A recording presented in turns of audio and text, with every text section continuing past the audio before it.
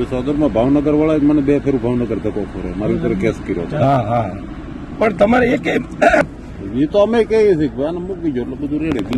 હું તમને કહું કે મૂળ પ્રશ્ન તો શેનો છે ભાઈ? ગીતાબેન નો ગીતા છૂટી કરો ને એને શું કામ છે? એને તમારે 12 વર્ષ આપા પહેલા ગીગાની કીધું હતું. 12 વર્ષ પહેલા કોને? વિજય બાપુ ને મેં તો આ બંધ કરો. એટલે તે દી સંસારમાં આવીશો ને તમે પાછા? હા હા, તો શું કીધું એને? મને કે એવું કઈ છે નહીં, બધાને વેમ છે. મેં તો તમે આપો, બીજું શું વેમ? વેમ આખી દુનિયાને તો ન હોય ને. હા હા, તો પણ ઈ હું થાકી ગયો ને એટલે તો હું સંસાર છોડીને બી આવ્યો. સંસાર થી થાકી ગયો. કોઈ આનંદગીરી બાપુ એટલું જ કીધું હા. કે તમે ધૂપી ઉપાડી લો અને જે છે એ સત્ય બોલી જાઓ, કલંક મિટાવી દો, પછી જિંદગીમાં કલંક નહીં લાગવા દેતા. કે ધૂપિયું નથી ઉપાડવું. કોણ છે? વિજય બાપુ. વિજય ભગત છે. પછી બીજું શું કરવાનું? આનંદગીરી બાપુ એટલે અત્યારે આ છે એ તમારે આ આનંદગીરી બાપુ કે ધૂપિયું ઉપાડી લો. હા બસ જે વાત છે એ પતી ગઈ. સત્ય તમે કહી ગયો કે આ સત્ય છે, હવે નહીં થાય એટલે હું કલંક મિટાવી દઉં. હા, કલંકમાં એમાં ક્યાં બીજી વાત રહી એમ? અને એ તો અમે 10 વખત કીધું ધૂપિયું ઉપાડવું નથી, ખાલી એમ નમ તમે કહી દો ને, કારણ કે એને ઈ તો ખબર છે ને કે ધૂપિયું ઉપાડે હારા વાત નથી, ઈ તો એને ખબર પડે છે હા, એમ ધૂપિયું ઉપાડે હારાવટ નથી. એમ ઈ તો એને ખબર છે. ઊંચું ન થાય ધૂપિયું. હા, ઊંચું ન થાય એમ. આનંદગીરી બાપુ ઈ ક્યારે કીધું? બધો લોસો થતો ને તઈ જ ગયા, હમણાં જ ગયા હતા. હમણાં અત્યારે ઓલા સાધુ સંતોની બેઠક જયારે આ થઈ હા, હતી હા, ને, હા, એની હા. પહેલા 3 દિવસ ગયા એની હતા. પેલા 3 દિવસે તો ના પાડી ભગતે. શું કીધું? ધૂપિયું ઉપાડ્યું એમ. ધૂપિયું નથી ઉપાડવું એ કે. પણ તમે પરમાણુ આનંદગીરી બાપુ કે તમે ધૂપિયું ઉપાડો, પરમાણુ હું આપું. હા બરોબર. તમે ઉપાડો એટલે હું જે દુનિયામાં 50 જણા ઉભા હોય ને 50 માં 5 જણા એમ કે બાપુ આ પરમાણુ જોઈ છે, પરમાણુ હું બેઠા બેઠા અપાવી દેવું કે. પછી હું જોઈ તમારે બીજું કે નહીં, એ કે વાંદરાવને પરમાણુ નથી આપવું બાપુ કે. કેને? બાપુ તો કોઈ પૂછવું આવે ને, જો તમારે તો હું તો સત્યના માર્ગે ઉભો છું, આયલો છું ને, હા હું તો એમ જ કહું છું કે જો વિજય બાપુ પ્રમાણ નહીં આપે, આને નહીં છોડે તો એને છોડવું પડશે. હતાધાર શું વાત કરો છો?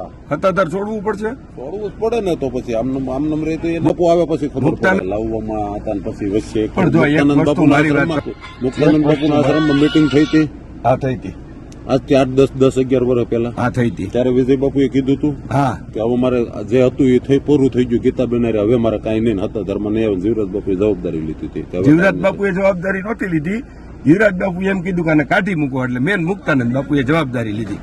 હા, તો હવે મુક્તાનંદ બાપુની વાટે છે બધું. મુક્તાનંદ બાપુએ ત્યારે એમ કીધું હતું કે આમાં કાંઈ નહીં થાય હવે. હા હા હા હા હા બરાબર. સાધુ સમાજના ઉપપ્રમુખ એવી મુક્તાનંદ બાપુએ એને બનાવ્યા છે, વિજય હા બાપુ. બરોબર છે.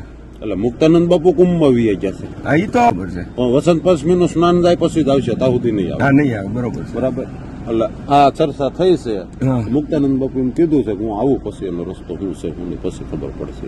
સદાનંદ બાપુ અહીંયા આવ્યા હતા ને અમારા આશ્રમ અઠવાડિયે હોય. હા સદાનંદ બાપુ અઠવાડિયે પણ એમ વિજય બાપુ ભેગા છે. હું તો દર્શન કરવા મેં ભાડ્યા તો હું તો નહોતું ઉભો થઈને ગયો. બરાબર. બોલાવ્યો પછી હું ગયો, નકર હું જાતે નહીં. હા હા. આપણને ખાતા ધર્મ ના પાડી દીધી હતી. ખાતા ધર્મ નહીં આવતો હતું કોણે કીધું તું? મને. કોણે એવું કીધું? જીવરાજ બાપુ બીમાર હતા ને જયારે હા જીવરાજ બાપુ બીમાર હતા, જનકભાઈ ભનુભાઈ ની સેવામાં હતા. હા ભનુભાઈ લાલાવદરવાળા ભનુભાઈ બહુ સેવા કરી.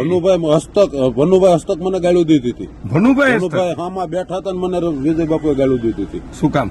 મને કઈ હતાધર નહીં આવવાનું, હું જીવરાજ બાપુની સેવા કરવા રોકાણો હતો. હા હા. વ્યક્તિ નથી તો હતાધરમાં કોઈનું કામ જ નથી, આવતા જ નહીં. કા શું કામ? એને કે આ કઈ થોડી મેં તો તમારી કહી પેઢી છે. દીધું, મેં તો કહી દીધું, મેં કીધું આ આપણે મોહન બાપાને ખાતે નથી કરી દીધું. આ તો મુંડિયાનો માલ કોઈ છે. સેવકગણ અહીંયા આવી શકે, કોઈ ના ન પડાય તમારથી દર્શન કરવા આવે ને બાપુનું દર્શન કરવા આવે, ના ન પડાય તમારથી. બધા તમને ગાળી હોતી દઈ દીધી. હવે આપણે તો કઈ એવું ગણતા નથી. આપણે તો બીવે છે શું કામ એ જ નથી ખબર પડતી. હવે નસ દબાતી છે, નસ દબાય છે ગીતાબેન પાસે, એ મને ખબર છે. કાલનું નથી. આ અમરેલી ભણતા તેદુનું છે. વિજય બાપુ ભણતા ને અમરેલી તેદુનું આ લફરાવાળું છે. શું વાત કરો તમે? કોક નું છે તો આ કેટલા વર્ષ જોવાની વાતનું છે. જુવાની વખતનું. ભગવાન બચાવે. ના, પણ મારું તો કહેવાનું એક જ છે કે જો એને સંસારનું સુખ જોતું હતું તો સાધુ થવું નહોતું. ઈ વાત. અને દિગંબર બાપુ જીવતા એને કીધું તો હતાધર ગયા ત્યારે તો હતાધર જાશો પણ સફેદ કપડા છે, ડાઘ ન પડે, ધ્યાન રાખજે. દિગંબર બાપુએ ડાઘ ન પડે, ધ્યાન રાખજે, નકર કોઈ બચાવી નહીં શકે. તો હવે પૂરું થઈ ગયું. જો દિગંબર બાપુએ જો આ વસ્તુ કીધી હોય તો હવે આમાં કોણ બચાવી શકે? અને એ વાત સાચી છે ને કે ભાઈ સફેદ કપડા છે, દાગ નો લાગવા દેતો. અને તોય મેં તો એને કીધું સમાચાર મોકલ્યા હતા. મેં કીધું તમે કહી ગયો વિજય બાપુના કાંઈ ડિંગોર બાપુના ધૂણે આવી જાય હા અને ધૂણે આવીને એમ કહી દે કે આ બધી બાપુ મારી ભૂલ થઈ ગઈ છે, બાપુ સાંભળે છે, તેનો હજી કલંક મીટી દે બાકી કોઈ હા